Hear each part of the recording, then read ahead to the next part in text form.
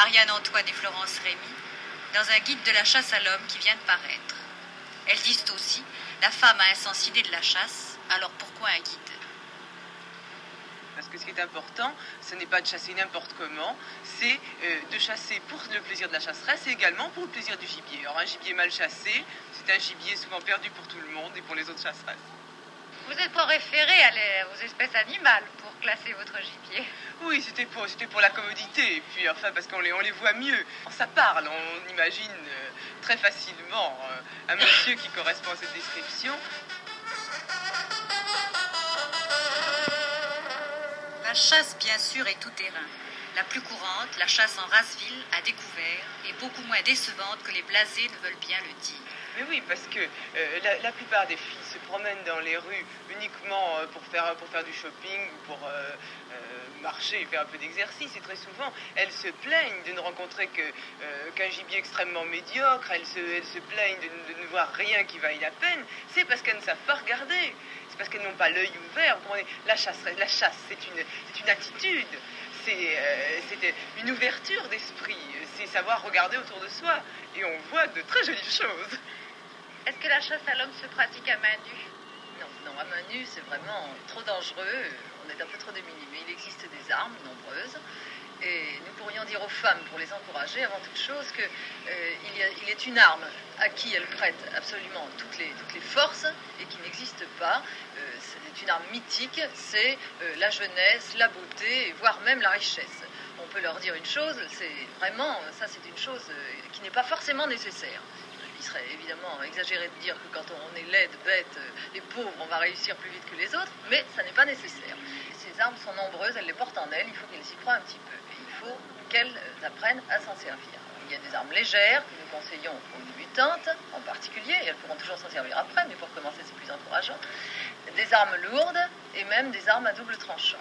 Et alors nous pouvons recommander, puisque nous parlons aux débutantes, une seule arme lourde qui dans le maniement est extrêmement facile, c'est l'admiration. Ça c'est le bazooka, on peut faire la taille le calibre maximum, ça marche toujours. Les hommes adorent ça.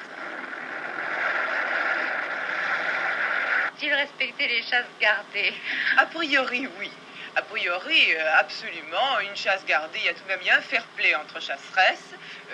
Ne nous plaçons pas, si vous voulez, sur le plan d'une morale conventionnelle, mais tout de même, il y a simplement, en matière d'élégance, si vous voulez, entre les chasseresses, des choses qui se font et des choses qui ne se font pas.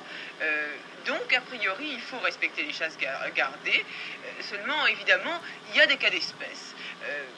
Parfois, n'est-ce pas, la chasse est très très mal gardée. La chasseresse propriétaire est absente, ou elle se désintéresse complètement du gibier sur lequel elle avait primitivement jeté son dévolu. Dans ce cas-là, on peut dire qu'il peut être compréhensible, excusable, de piétiner un peu, de braconner sur un terrain, donc gardé. Donc, pour vous, le mariage n'est pas incompatible avec la chasse? Non. Absolument pas. Et il faut dire également que chasser n'est pas nécessairement consommer, n'est-ce pas? C'est une erreur absolue. Ça arrive souvent que les femmes qui se téléphonent beaucoup annoncent à une amie, ça y est, Gérard, je l'ai, ça y est, Michel est à ma main, ça y est, Christian est tombé. Il ne faudrait pas crier victoire trop tôt. D'abord parce qu'elles vont se faire une réputation de menteuse, et ensuite parce que le gibier finira par le savoir et par faire fuir les petites proies qui se laisseraient volontiers attraper autrement. Depuis l'âge de pierre, l'homme primitif se réserve exclusivement le privilège de la chasse. L'homme civilisé se sent-il chasseur ou gibier? En principe, je me sentirais chasseur. Est-ce que vous croyez normal que les femmes se transforment en chasseresses? Ça serait pas si mal que ça, un peu chacun son tour, quoi. Vous vous sentez gibier ou chasseur? Un peu gibier de temps en temps, oui. Finalement, elles arrivent assez souvent à faire ce qu'elles veulent. Et à décider elles-mêmes où elles doivent nous rencontrer. Donc elles nous ont laissé la parole les premières. Vous estimez que les femmes ont des armes et qu'elles... Oui, elles ont beaucoup d'armes. Elles les utilisent maintenant, elles les avaient toujours eues, mais enfin. Elles les utilisent plus librement. Parce que vous pensez qu'elles ne les utilisaient pas autrefois? Elles n'osaient pas, non. Et qu'est-ce que vous pensez du braconnage? Le braconnage, c'est encore interdit. C'est encore interdit? Vous pensez que ça ne le sera plus dans quelques années? Oh, elles prendront encore d'autres libertés, comme les hommes. Elles? Ah bon? Elles? Mais ils en prennent aussi. Ah oui, depuis longtemps, oui.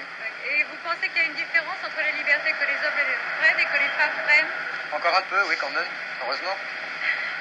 Oui, Edouard, j'aimerais avoir la vie d'un canard enchaîné.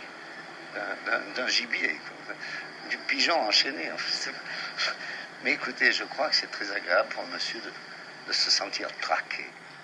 Moi, je ne demande que ça. Je demande qu'on me poursuive, qu'on m'amène jusque dans mes derniers retranchements. Et je suis prêt à céder. Si on me veut du bien, moi, je m'abandonne volontiers. Je suis le gibier le plus facile à piéger. Parce qu'effectivement, moi qui suis méridional, c'était un peu fatigant de courir après les dames. Mais si les dames se mettent à courir après vous, c'est pas moi qui fuirai, je répondrai toujours présent.